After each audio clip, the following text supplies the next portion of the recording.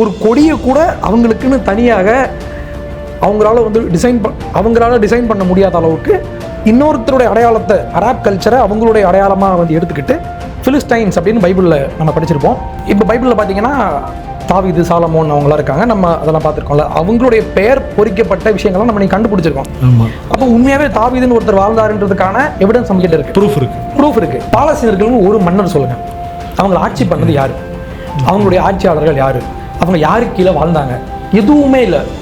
இது வரைக்கும் உலகத்திலேயே எதுவுமே இல்லாமல் அதிகமாக ஊதப்பட்ட ஒரு வரலாறுனா பாலஸ்தீன வரலாறு தான். ஆனால் ஃப்ரீ பாலஸ்டைன் அர்த்தமே இல்லை. இப்போ பாலஸ்டைன் அப்படின்ற ஒரு லேண்ட் இருந்துச்சுன்னா நம்ம அங்கேருந்து விடுதலை பண்ணலாம். அவங்களுக்குன்னு பாலஸ்டைனே இல்லை, அவங்க எங்கேருந்து ஃப்ரீ பாலஸ்டைன் அப்படின்னு சொல்ல முடியும்?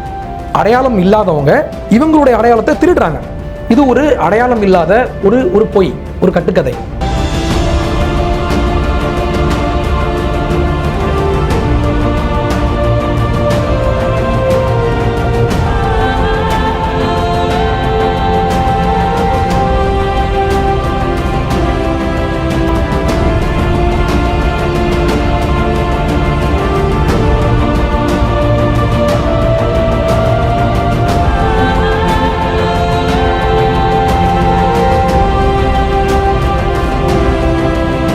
பாலஸ்தீனர்கள் உங்களுக்கு ரொம்பவே தெரியும்னு நினைக்கிறேன். பாலஸ்தீனர்கள், ஸோ இவர்களுக்கான வரலாறு தான் என்ன, அதை ஒன்று லைட்டாக தெளிவுபடுத்துங்க. Right, yes brother. இப்போது பாலஸ்தீன் அப்படின்னு சொன்ன உடனே அவங்க எப்படி சொல்லுவாங்கன்னா, எங்களுக்கு 4000 இயர்ஸ் வரலாறு இருக்குது, நாங்கள் 4000 வருஷம், நாங்கள் யூதர்களுக்கும் முன்னால் வந்தவங்க அப்படின்னு சொல்லிலாம் இங்கே உள்ளவங்க பேசுவாங்க. அவங்க பேசுகிறதுக்கு ஏற்ற மாதிரி நம்ம ஊரில் இருக்கிற ஒரு சில ஃபேக்ட் செக்கர்ஸ், நான் இஸ்ரேல் அப்படின்ற அந்த ஒரு நாடுக்கு 3500 ஆண்டுகள் வரலாறு இருக்குது, நான் ஒரு போஸ்ட் ஒன்று போட்டிருந்தேன். அவங்க இல்லைன்னு சொல்லி ஃபேக்ட் செக் பண்ணாங்க. அவங்களுக்கு பதிலாக நான் ஒன்று சொன்னேன், இன்றைக்கு வரைக்கும் அங்கேருந்து பதில் வரல, ஃபேக்ட் செக் பண்ணல.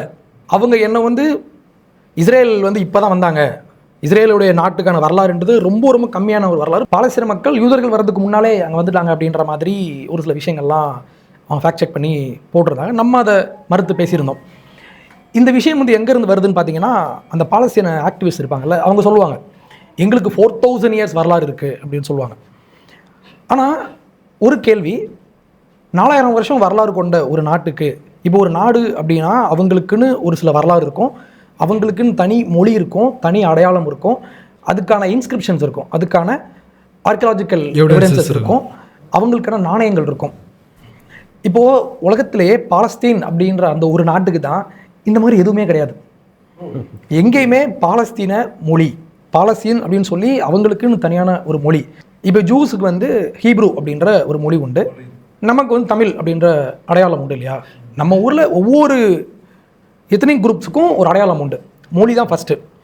பாலஸ்தீன மக்கள் இன்றைக்கி பேசுகிற மொழின்றது அரபு மொழி, அது அரேபியாவிலிருந்து இம்போர்ட் பண்ணப்பட்ட ஒரு மொழி.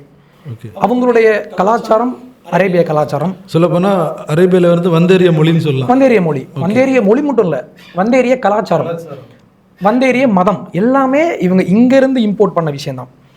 அவங்களுக்குன்னு ஒரு நாணயமோ, அவங்களுக்குன்னு அவங்க வாணிபம் செஞ்சாங்க அப்படின்றதுக்கான அடையாளமோ, இலக்கியம், லிட்ரேச்சர், அவங்களுக்குன்னு ஒரு மதம், அதற்கான மத புத்தகம், அந்த மாதிரி எதுவுமே இல்லை. அப்போது அடையாளம், இப்போ பாலஸ்தீன் அப்படின்ற இந்த அடையாளம் ஒரு 100 வருட கண்டுபிடிப்பு. கடந்த ஒரு 100 வருஷத்தில், அதுவும் நம்ம இஸ்ரேல் அவங்க ஒரு தனி நாடாக வந்ததுக்கப்புறம் அந்த பீரியடில் அராப் மக்கள் என்ன பண்ணாங்க, அங்கே வாழ்ந்த பாலஸ்தீன மக்கள் அவங்களுக்குன்னு ஒரு அடையாளம் வேணும்னு சொல்லி அரேபிய கல்ச்சரை அவங்களுடைய கல்ச்சராக எடுத்துக்கிட்டு, நாங்கள் பாலஸ்தீன மக்கள் சொல்லி அவங்களுக்குன்னு ஒரு தேசிய அடையாளத்தை அவங்க எடுத்துக்கிட்டாங்க. இது அவங்களுக்கான ஒரு தனி அடையாளமே கிடையாது. ஏன்னா ஃபார் எக்ஸாம்பிள், இப்போது இதுக்கு முன்னால் அங்கே ஆட்டோமன் எம்பையர் இருந்தாங்க. ஆட்டோமன் எம்பையர் 500 வருஷம் அங்கே ஆட்சி பண்ணிகிட்டு இருந்தாங்க. அந்த ஒரு எம்பையர் காலத்தில் பாலஸ்தீன் அப்படின்ற ஒரு தனி லேண்டு, தனி கூட்டம் அப்படின்ற மாதிரி எதுவுமே இல்லை. அவங்க அந்த ஏரியா முழுக்க ஆட்டோமன் எம்பையர் கீழே தான் இருந்தாங்க. ஆட்டோமன் எம்பையர் இருந்த அந்த பீரியட்லேயே அந்த நிலத்தில் வாழ்ந்துட்டு இருந்த யூதர்கள் அவங்களுக்குன்னு தனி மொழி, அவங்க உலகம் முழுக்க அவங்க ஓடி போனாலும் அங்கே ஒரு 10% இல்லை ஒரு 15% மக்கள் இஸ்ரேலில் தொடர்ச்சியாக வாழ்ந்துட்டு இருந்திருக்காங்க. அரௌண்ட் ஒரு 20% அங்கே இருந்திருக்காங்க. அவங்களுக்கான பூமி அது, அவங்களுடைய மொழி, அவங்களுடைய யெகோவா அப்படின்ற அவருடைய தேவன், அவங்களுடைய வேதம், அவங்களுடைய அடையாளம் அப்படின்றத அந்த ஜியோன் அப்படின்ற அந்த ஒரு அடையாளத்தோடு தான் அவங்க வாழ்ந்திருக்காங்க. ஆனால் பாலஸ்தீன மக்களுக்கு அப்படின்னு பார்த்தீங்கன்னா அந்த அந்த மூமெண்ட் எப்போ பிக்கப் ஆகி மேலே வருதுன்னு பார்த்தீங்கன்னா அராஃபத்து காலத்துக்கு அப்புறம் 60களில் அராஃபத் உள்ளே வராரு. அராஃபத் வந்தால் அந்த கெஃபியான்னு சொல்லுவாங்க இல்லையா, அந்த பிளாக் அண்ட் ஒயிட்டில் ஒரு கிளாத் ஒன்று போட்டுக்கிட்டு அதான் அவங்களுடைய அடையாளம்னு சொல்லுவாங்கள்ல, அந்த மாதிரி விஷயத்தை அவர் கொண்டு வந்தார். அவங்களுடைய ஃப்ளாக் இன்றைக்கி அவங்களுடைய நேஷனல் ஃப்ளாக் அப்படின்றது வந்து அவங்களுக்கான தனி அடையாளம் இல்லை. அதை பார்த்தீங்கன்னா பேன் அரப் ஃப்ளாக்னு சொல்லுவாங்க. இப்போ நம்ம ஊர்லேருந்து பேன் இண்டியன் ஃபிலிம்ஸ்னு சொல்கிறோம்ல, எல்லா இடத்துல இருந்தும் நம்ம எடுத்து போடுற மாதிரி இவங்க என்ன பண்ணாங்க, சூடான், குவைத், ஜோர்டன் இவங்களுடைய ஃப்ளாகும் பாலஸ்தீன் ஃப்ளாகும் ஒரே மாதிரி இருக்கும். ஒரு கொடியை கூட அவங்களுக்குன்னு தனியாக அவங்களால டிசைன் பண்ண முடியாத அளவுக்கு இன்னொருத்தருடைய அடையாளத்தை, அராப் கல்ச்சரை அவங்களுடைய அடையாளமாக வந்து எடுத்துக்கிட்டு பிலிஸ்டைன்ஸ் அப்படின்னு பைபிளில் நம்ம படிச்சிருப்போம். பெலிஸ்தியர்கள். அந்த பெலிஸ்தியர்கள் கிமு 600 காணாமல் போயிட்டாங்க வரலாறுல. இவங்க என்ன பண்ணுவாங்க, அந்த அடையாளத்தை இவங்களுக்கு வந்து எடுத்து வச்சுக்கிட்டு ரோமர்கள் அந்த இடத்திற்கு பிலிஸ்டைன்ஸ், சிரியா பாலஸ்தீனா அப்படின்ற மாதிரி ஒரு பேர் கொடுத்தாங்க. அது வந்து கிபி 135க்கு அப்புறம் அங்கே உள்ள இஸ்ரேல் மக்களை வந்து விரட்டி விட்டு அவங்க ஒரு பேர் கொடுத்தாங்க. அது வந்து இவங்க ரோமர்கள் வச்ச பெயர். அந்த பெயரை இவங்க எடுத்துக்கிட்டு இதான் நாங்கன்னு சொல்லி இன்னைக்கு அவங்க அடையாளப்படுத்திக்கிட்டு எங்களுக்கு 4000 இயர்ஸ் வரலாறு இருக்குது அப்படின்னு சொல்கிறாங்க. பொய். அப்போ பாலஸ்தீன் = பொய். அப்போது இப்போ ஒரு 100 வருஷமாக தான் அவங்க வந்து அடையாளப்படுத்திக்கிறாங்க. அதுவும் வந்து இஸ்ரேல் மக்களுக்கு எதிராக ஒரு ரியாக்ஷன்.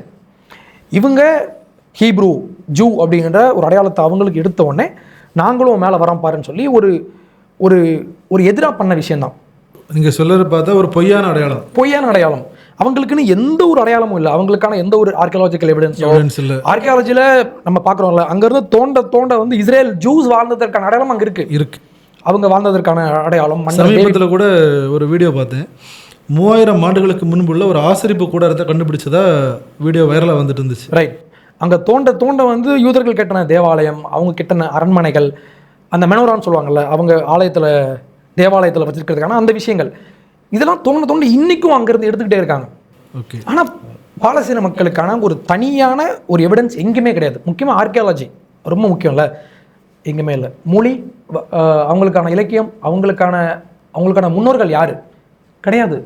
எல்லாமே அராப்லேருந்து இம்போர்ட் செய்யப்பட்டவர்கள். அவங்க வந்து ஒரு இம்போர்ட் ப்ராடக்ட் அவங்க.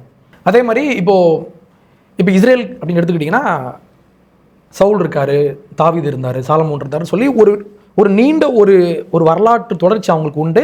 அவங்க ஆட்சி பண்ண மன்னர்கள் அவங்கள நம்ம பார்த்துருப்போம்.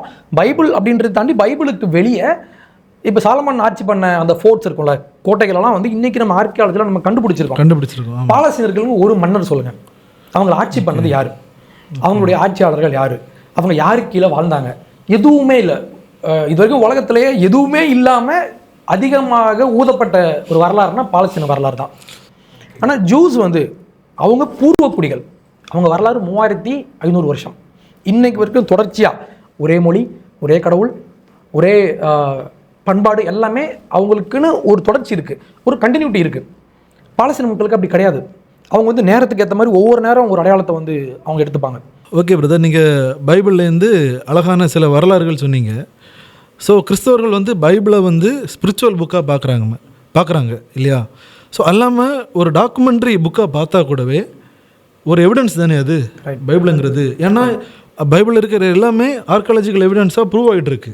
ஆனால் அப்படி பார்க்கும்போது அவங்களுக்கு எதுவுமே இல்லை, ஒரு இலக்கியமும் இல்லை, ஒரு ஹிஸ்டாரிக்கல் புக்கும் இல்லை, ஒன்றுமே இல்லை. ஸோ நீங்கள் சொன்னது ரொம்ப அருமையான ஒரு கருத்து.